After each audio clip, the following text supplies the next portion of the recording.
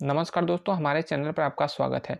दोस्तों, जो आर्मी के एग्ज़ाम होते हैं, जो अग्निवीर के तहत जो आर्मी के एग्ज़ाम हो रहे हैं या फिर एयरफोर्स के एग्ज़ाम हो रहे हैं या फिर नेवी के एग्ज़ाम हो रहे हैं, तो दोस्तों इसमें जो है कई ऐसे क्वेश्चन हैं जो कि आपसे बार-बार पूछे जाते हैं। तो दोस्तों इस वीडियो में हम लोग 25 ऐसे महत्वपूर्ण क्वेश्चन के बारे में बात करेंगे जो कि हमारे एग्ज़ाम में बार-बार पूछे जाते हैं। तो चलिए हम लोग वीडियो को प्रारंभ करते हैं। हमारा पहला क्वेश्चन है कि राष्ट्रीय पुलिस अकादमी कहाँ है?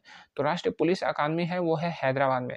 हैदराबाद में ही हमारे भारत की राष्ट्रीय पुलिस अकादमी है और इस पुलिस अकादमी में जो है आईपीएस की ट्रेनिंग होती है। जो भी इंडियन पुलिस सर्विस में जो लोग जॉइन करते हैं, तो उनकी ट्रेनिंग कहाँ होती है? तो वो होती है हैदराबाद में। सरदार वल्लभ भाई नेशनल पुलिस अकेडमी ये पूरा नाम है। अगला आपका क्वेश्चन है कि निम्न सदन का कार्यकाल कितना होता है? तो दोस्तों निम्न सदन किसे कहते हैं? तो वो कहा जाता है लोकसभा को, ठीक है? और उच्च सदन किसे कहा जाता है? राज्यसभा को। तो राज्यसभा का जो कार्यकाल होता है, तो राज्यसभा का कार्यकाल जो है अनंत होता है, इसे कभी भंग नहीं किया जा सकता। जबकि लोकसभा का कार्यकाल केवल 5 साल के लिए होता है और 5 साल से पहले भी इसे भंग किया जा सकता है, ठीक है? तो राज्यसभा का निम्न सदन के जो सदस्य होते हैं, उनका कार्यकाल कितना होता है? तो वह 5 साल का होता है, लेकिन 5 वर्ष से पहले भी उनको जो है कार्यकाल से हटाया जा सकता है। जब सरकार गिर जाएगी तो उनको भी खत्म जो है उनको भी हटा दिया जाता है। अगला आपका क्वेश्चन है कि नागालैंड की राजधानी क्या है? तो नागालैंड की राजधानी कोहिमा है। दोस्तों आप लोग चाहे जिस भी स्टेट के एग्ज़ाम की तैयारी करते हैं, आप लोग जो है अपने राज्य में कितने ज़िले हैं, इनको जो है क्लियर कर लीजिएगा, पता कर लीजिएगा, अच्छी तरह से याद कर लीजिएगा। क्योंकि कई बार ऐसे क्वेश्चन आते हैं कि गुजरात राज्य में कुल कितने ज़िले हैं, राजस्थान में कितने ज़िले हैं, तो आप लोग जो है 1 नंबर का क्वेश्चन जो है आपका पूछता है, तो आप अपने स्टेट में कितने ज़िले हैं, आप जो है याद रखिएगा। हमारे चैनल पे जाएँगे तो बिल्कुल मैंने अभी 2024 के फरवरी महीने में 2024 में जो है बहुत ही स्पष्ट रूप से और बहुत ही मेहनत करने के बाद सारी ज जानकारी है ज़िलों के बारे में उसमें रखा है। क्योंकि बहुत से यूट्यूबर जो है, बहुत से एजुकेशन चैनल पे जो है गलत संख्या दे देते हैं ज़िलों में, जो कि अच्छी बात नहीं है। आप जो भी पढ़ाएँ या लोगों को जो भी बताएँ वो बिल्कुल सही और 100% सही होना चाहिए। तो दोस्तों भारत में कुल कितने ज़िले हैं? तो भारत में कुल 771 ज़िले हैं और अगर 2 ज़िलों जो कि पीओके में है, जहाँ पे भारत की प्रशासनिक व्यवस्था नहीं है, लेकिन भारत सरकार उसे भी अपना ज़िला मान ली है, तो वो 773 हो जाते हैं, ठीक है? तो आपके अगर विकल्प में 771 दे तो भी सही है, 773 भी दे तो भी सही है। अगला आपका क्वेश्चन है कि भारत के किस राज्य की सीमा सबसे ज़्यादा राज्यों से लगी है? तो वह है उत्तर प्रदेश। उत्तर प्रदेश के जो उत्तर प्रदेश राज्य है, वह अपनी सीमा 9 राज्यों से साझा करता है, जिसमें एक केंद्र शासित प्रदेश दिल्ली भी है, ठीक है? तो 8 स्टेट है, 1 यूनियन टेरिटरीज़ है और 1 जो है वह कंट्री भी है, ठीक है? तो 8 आपके स्टेट्स हो गए, 1 यूनियन टेरिटरी यानी कि दिल्ली हो गया और एक देश भी है जो नेपाल है, ठीक है? तो 9 राज्य और 1 देश है नेपाल। तो भारत में जो उत्तर प्रदेश राज्य है वो सबसे ज़्यादा राज्यों के साथ अपनी सीमा साझा करता है। अगला आपका क्वेश्चन है कि विश्व का सबसे बड़ा महाद्वीप कौन है? तो वो है एशिया और विश्व का सबसे छोटा महाद्वीप कौन-सा है? तो वो है ओशिनिया, ठीक है? अगला आपका क्वेश्चन है कि बर्रे के डंक में कौन-सा अम्ल होता है? बर्रे का मतलब कि जो ततैया होती है, जो बिच्छू होता है या फिर जो चींटी होती है तो उसमें भी कौन-सा अम्ल होता है? तो वो फार्मिक अम्ल होता है। इसी कारण जो है जहाँ पे चींटी काट देती है वहाँ पे तुरंत हमें जलन महसूस होने लगती है। जबकि उसमें फार्मिक अम्ल काफ़ी कम होता है। वहीं बिच्छू अगर जहाँ पे डंक मार देता है तो काफ़ी तेज़ जो है दर्द होने लगता है क्योंकि फार्मिक अम्ल काफ़ी ज़्यादा उसमें होता है। अगला आपका क्वेश्चन है कि आदि कवि की उपाधि किसे प्राप्त है? तो वह है तुलसीदास को, ठीक है? तुलसीदास को आदि कवि की उपाधि प्राप्त है। दोस्तों महापुरुषों के उपनाम को आप लोग जो है याद कर लीजिएगा बहुत ही अच्छी तरह से क्योंकि 1 नंबर के क्वेश्चन जो है पूछे जाते हैं। अगला आपका क्वेश्चन है कि पदार्थ के किस अवस्था में ध्वनि की चाल सबसे ज़्यादा होती है? तो ध्वनि की चाल जो सबसे ज़्यादा होती है वो ठोस में होती है, ठीक है? जो ठोस अवस्था होती है उसमें ध्वनि की चाल जो है सबसे ज़्यादा होती है और जबकि जो द्रव होता है उसमें जो है ध्वनि की चाल थोड़ी कम हो जाती है, गैस में बहुत ही कम हो जाती है।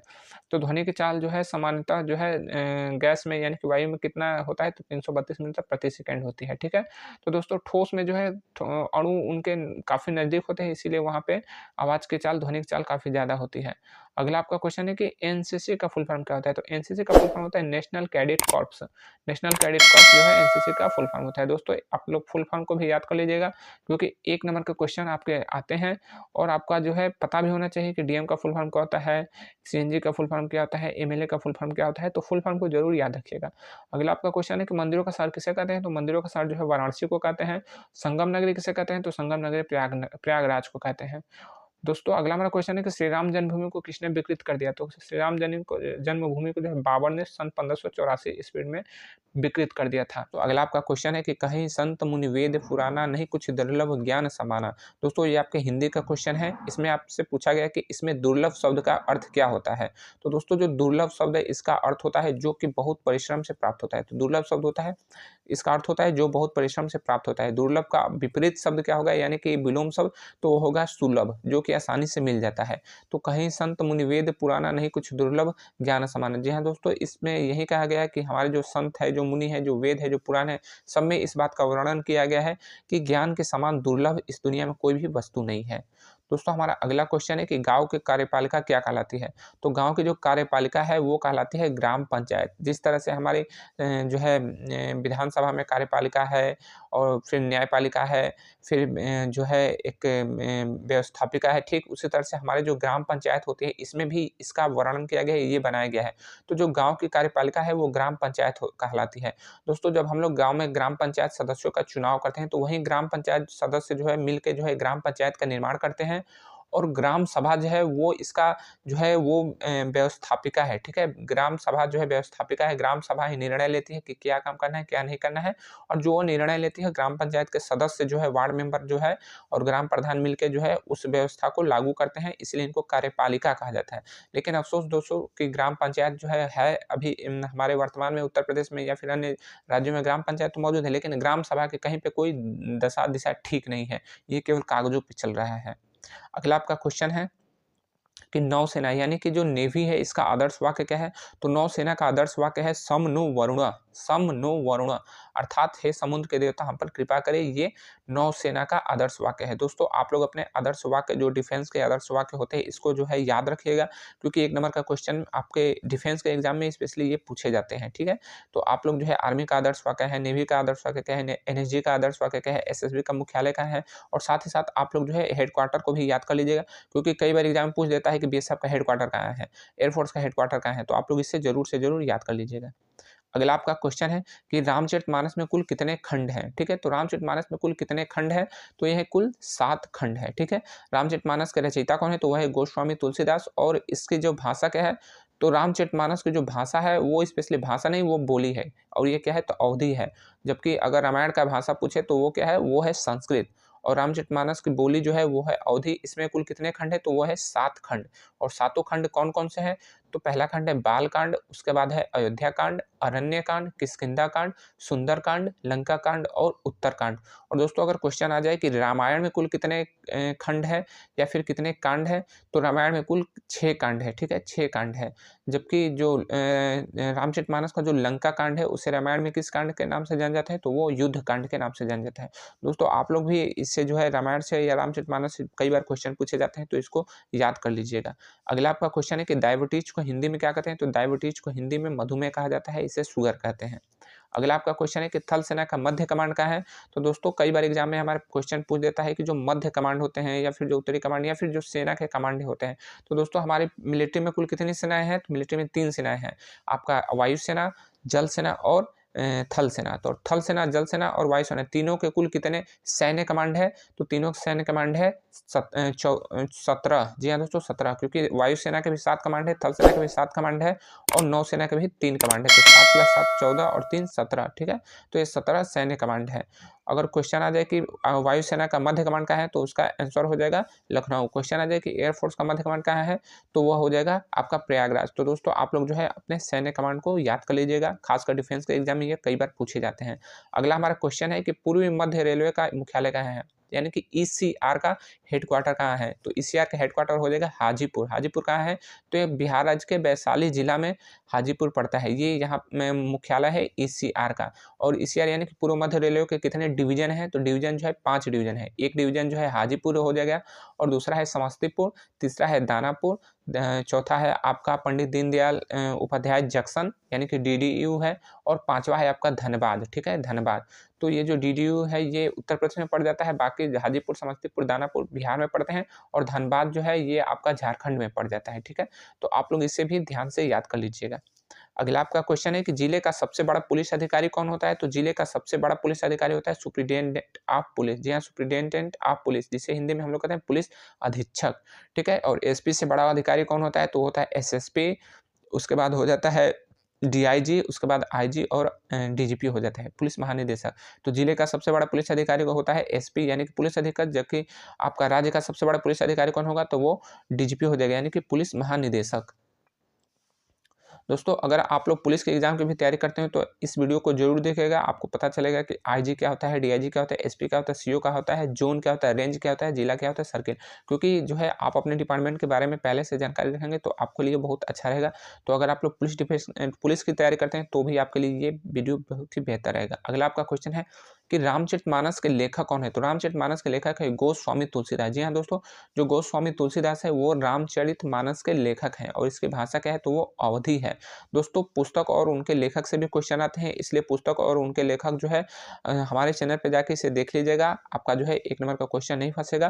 क्योंकि कई बार 1 नंबर के क्वेश्चन में रामायण के लेखक, महाभारत के लेखक तमाम जो है ये क्वेश्चन आ जाते हैं। अगला आपका क्वेश्चन है कि हिंदी कैलेंडर का चतुर्थ महीना क्या होता है? यानी कि हिंदी कैलेंडर का चौथा महीना क्या होता है? तो दोस्तों बहुत से लोग जो अंग्रेजी कैलेंडर का आज का प्रचलन हो गया है तो उसी को केवल जानते हैं, लेकिन ऐसा नहीं है दोस्तों। अंग्रेजी कैलेंडर जो है वो हिंदी कैलेंडर के बाद ही बनता है, क्योंकि हिंदी कैलेंडर से ही स्पष्ट जानकारी निकलती है, उसके बाद ही इंग्लिश कैलेंडर बनाए जाते हैं।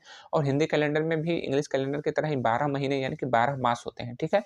और इसमें जो है प्रथम महीना कौन सा होता है? तो होता है चैत, दूसरा बैसाख, चैत वैशाख ज्येष्ठ आषाढ़। तो चौथा महीना आषाढ़ हो जाता है, जबकि हिंदी कैलेंडर का अंतिम महीना कौन होता है? तो वो होता है आपका फाल्गुन महीना। अगला आपका क्वेश्चन है कि गांव का प्रथम नागरिक किसे कहते हैं? तो गांव का प्रथम नागरिक जो है ग्राम प्रधान कहलाता है। जबकि अगर क्वेश्चन आ जाए कि उत्तर प्रदेश का गांव का प्रथम नागरिक किसे कहते हैं? तो उत्तर प्रदेश हो या उत्तराखंड उसमें ग्राम प्रधान कहा जाएगा, जबकि बिहार में, झारखंड में उसे मुखिया कहा जाएगा, जबकि हरियाणा, राजस्थान, महाराष्ट्र, मध्य प्रदेश इधर अगर क्वेश्चन आ जाए कि इनमें गांव का प्रथम नागरिक कौन होता है? तो वो होता है सरपंच। जी हाँ दोस्तों, उसे सरपंच कहते हैं। दोस्तों हमारे चैनल पे जाएँगे तो इस वीडियो को आप लोग देख लेंगे तो आपको जो है ग्राम प्रधान, ब्लॉक प्रमुख, जिला पंचायत अध्यक्ष, वेतन भत्ते उनके क्या होते हैं, उनको क्या सुविधाएँ मिलती है, तो आपको पता हो जाएगा। साथ ही साथ अगर इस वीडियो को आप लोग देख लेंगे तो आपको पता चलेगा कि प्रधान, मुखिया, सरपंच में क्या अंतर होता है। तो आपको इस वीडियो को ज़रूर से ज़रूर देखना चाहिए ताकि आपका जो बेसिक ज्ञान है ग्राम पंचायत स्तर पे वो आपका जो है क्लियर हो जाए और आपको अच्छी जानकारी मिले। अगला आपका क्वेश्चन है कि हवा महल कहाँ है? तो हवा महल जो है वो जयपुर में है। अगला आपका क्वेश्चन है कि केवल स्वदेशी नीतियों से ही देश को फिर से विश्व गुरु बनाया जा सकता है। यह किसका कथन है? तो वह कथन जो है राजीव दीक्षित का है। जी हाँ दोस्तों, राजीव दीक्षित जिन्हें हम लोग राष्ट्र बंधु कहते हैं। तो आप लोग कथन और नारे को भी क्लियर कर लीजिएगा, इसे अच्छी तरह से याद कर लीजिएगा ताकि 1 नंबर का क्वेश्चन में आपका ये ना फंसे। तो दोस्तों ये कुछ क्वेश्चन ऐसे हैं जो कि बार-बार हमारे एग्जाम में पूछे जाते हैं, तो आप लोग इसे बहुत ही ध्यान से याद कर लीजिएगा और देखिए।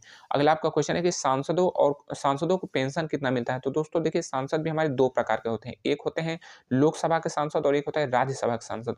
तो दोस्तों पहले जो है 2006 से पहले इनको जो सांसदों को पेंशन नहीं मिलता था, जो है केवल वेतन मिलता था। लेकिन अब जो 2006 से इनका जो है पेंशन भी प्रारंभ हो गया, जो कि 8,000 उस समय मिलता था, लेकिन अब बढ़ के जो है लोकसभा के सांसद को 25,000, जबकि राज्यसभा के सांसद को 27,000 पेंशन मिलता है। अगला आपका क्वेश्चन है कि कर्क रेखा किस गोलार्ध में है? तो कर्क रेखा जो है उत्तरी गोलार्ध में है।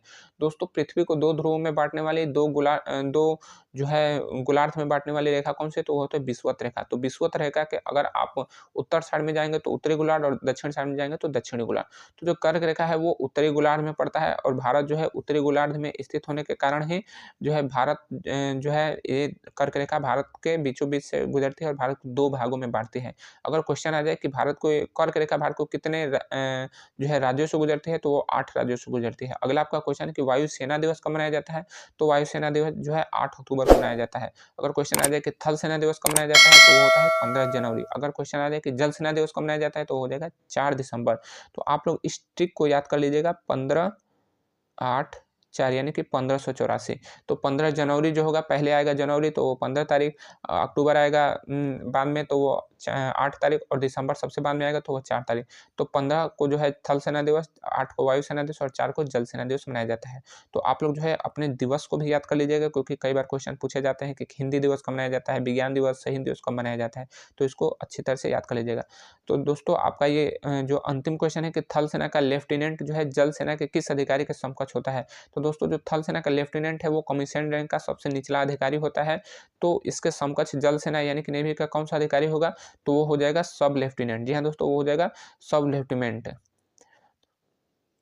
दोस्तों यहाँ पे जो है थोड़ा-सा ये मिसप्रिंटिंग हुई, ये जो है फ्लाइंग अफ़सर नहीं होगा, ये वायुसेना का अधिकारी हो जाता है, ठीक है? ये वायुसेना का अधिकारी हो जाएगा, तो यहाँ पे आपका जो होगा वो होगा सब लेफ्टिनेंट, ठीक है?